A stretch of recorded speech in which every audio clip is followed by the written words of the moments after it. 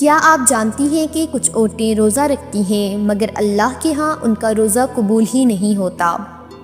تصور کریں قیامت کا دن ہے، آپ روزہ رکھتی تھی، نماز پڑھتی تھی، مگر جب حساب کتاب ہونے لگا تو پتہ چلا کہ آپ کا روزہ اللہ نے قبول ہی نہیں کیا۔ یہ کیسا خوفناک لمحہ ہوگا جب ایک عورت سوچے گی کہ وہ دنیا میں بھوکا اور پیاسا رہی، عبادتیں کی، مگر آخر میں سب ضائع ہو گیا۔ یہ وہ 5 عورتیں ہیں جن کا روزہ اللہ کے ہاں قبول نہیں ہوتا۔ یہ بات میں اپنی طرف سے نہیں کہہ رہی بلکہ قرآن و حدیث کی روشنی میں بتا رہی ہوں۔ اگر آپ واقعی حق جاننا چاہتے ہیں اور اپنی آخرت کو سنوارنا چاہتے ہیں تو اس ویڈیو کو آخر تک دیکھیں، کیونکہ اگر آپ نے اس ویڈیو کو چھوڑ دیا تو ہو سکتا ہے کہ آپ انہی لوگوں میں شامل ہوں جن کا روزہ اللہ کے ہاں رد کر دیا جاتا ہے۔ نبی صلی اللہ علیہ وآلہ وسلم نے ہمیں 1400 سال پہلے یہ حقیقت بتا دی تھی، مگر آج بھی بہت سی عورتیں انہی غلطیوں میں مبتلا ہیں۔ آئیے سب سے پہلے جانتے ہیں کہ وہ کون سی عورتیں ہیں جن کا روزہ اللہ کے ہاں قبول نہیں ہوتا۔ پہلی عورت جو نماز نہیں پڑھتی۔ یہ سب سے بڑی غلطی ہے جو بہت سی عورتیں کرتی ہیں۔ رمضان آتا ہے، روزے رکھتی ہیں، مگر نماز نہیں پڑھتی۔ کچھ عورتیں کہتی ہیں کہ روزہ تو فرض ہے نا، مگر نماز بعد میں دیکھیں گے۔ کیا آپ جانتے ہیں کہ سب سے پہلا سوال قیامت کے دن نماز کے بارے میں ہوگا؟ اگر نماز قبول ہوئی تو باقی اعمال بھی قبول ہوں گے، اور اگر نماز رد ہو گئی تو سب کچھ ضائع۔ اللہ کے نبی صلی اللہ علیہ وآلہ وسلم نے فرمایا، مومن اور کافر کے درمیان فرق نماز ہے، یعنی جو نماز چھوڑ دیتا ہے وہ کافر کے قریب ہو جاتا ہے۔ ذرا سوچیں، ایک عورت روزہ رکھ رہی ہے مگر نماز نہیں پڑھ رہی تو اس کا روزہ اللہ کے ہاں کیسے قبول ہوگا؟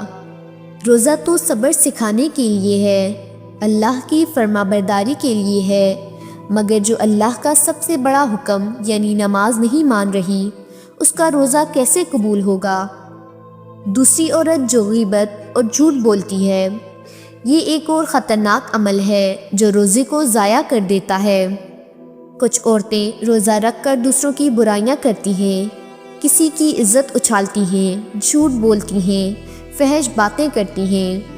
اللہ کے نبی صلی اللہ علیہ وآلہ وسلم نے فرمایا، جو شخص جھوٹ بولنا اور اس پر عمل کرنا نہ چھوڑے تو اللہ کو اس کے بھوکا پیاسا رہنے کی کوئی حاجت نہیں۔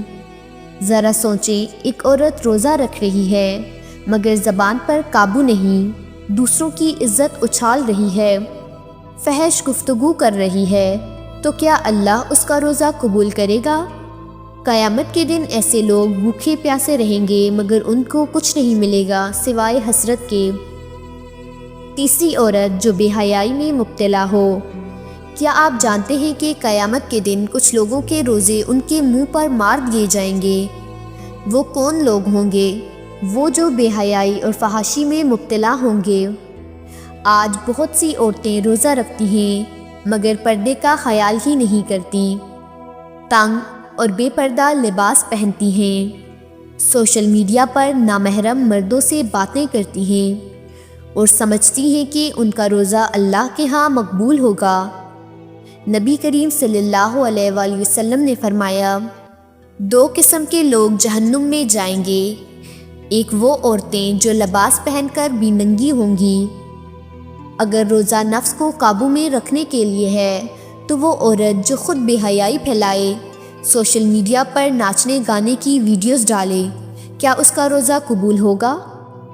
چوتھی عورت جو شوہر کی نافرمانی کرے۔ کچھ عورتیں روزہ رکھتی ہیں مگر شوہر کے ساتھ بدتمیزی کرتی ہیں، ان کے حقوق پورے نہیں کرتی، ان کی عزت نہیں کرتی۔ اللہ کے نبی صلی اللہ علیہ وآلہ وسلم نے فرمایا، جو عورت اپنے شوہر کی نافرمانی کرے اس کا روزہ بھی اللہ کے ہاں ناقابل قبول ہوگا۔ آج ہم دیکھتے ہیں کہ کچھ عورتیں روزے کے دوران چڑچڑی ہو جاتی ہیں، شوہر سے غلط انداز میں بات کرتی ہیں، ان کے حقوق ادا نہیں کرتی اور پھر سمجھتی ہیں کہ ان کا روزہ مقبول ہوگا۔ 5ویں عورت جو والدین کی نافرمان ہو۔ کیا آپ جانتے ہیں کہ والدین کی نافرمانی اللہ کے عرش کو ہلا دیتی ہے؟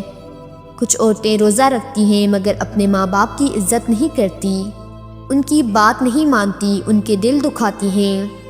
اللہ کے نبی صلی اللہ علیہ وآلہ وسلم نے فرمایا، والدین کی نافرمانی کرنے والا جنت کی خوشبو بھی نہیں سونگھے گا۔ اگر ایک عورت روزہ رکھے مگر والدین کو تکلیف دے تو اس کا روزہ اللہ کے ہاں کیسے قبول ہوگا؟ یہ 5 وہ عورتیں ہیں جن کا روزہ اللہ کے ہاں قبول نہیں ہوتا۔ اب خود سے سوال کریں، کیا ہم انہی عورتوں میں شامل ہیں؟ اگر ہاں تو ابھی وقت ہے توبہ کا، اللہ سے معافی مانگیں، اپنے روزے کو ضائع نہ ہونے دیں۔ اللہ ہمیں ہدایت دے کہ ہم رمضان کے روزوں کو صحیح طریقے سے رکھیں، نماز کی پابندی کریں، زبان کو قابو میں رکھیں، حیا اختیار کریں، شوہر اور والدین کے حقوق ادا کریں تاکہ ہمارا روزہ واقعی اللہ کے ہاں قبول ہو اور قیامت کے دن کامیابی ملے۔ اگر آپ کو یہ ویڈیو پسند آئی ہو تو لائک کریں، شیئر کریں اور ہمارے چینل کو سبسکرائب کرنا نہ بھولیں۔